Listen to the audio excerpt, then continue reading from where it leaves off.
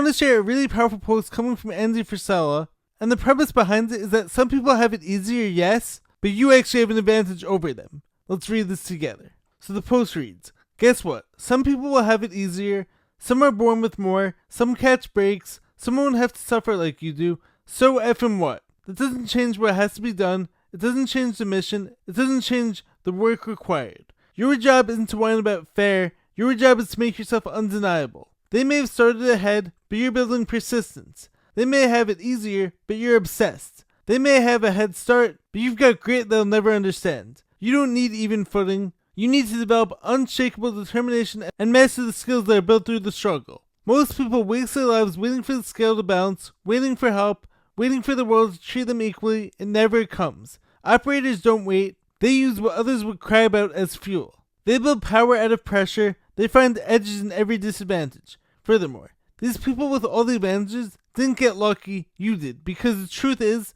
the ones who had it easy never had to learn to fight. You did. That's the real privilege. That's your leverage. That's your edge. That's the part they'll never be able to copy. And one day you'll meet that person who had it easier than you on the battlefield of life, and you'll effing destroy them. So stop watching their path. Stop trying to make it fair. Use the pain, use the hunger, use the frustration. Use everything as a reason to rise further than they ever will.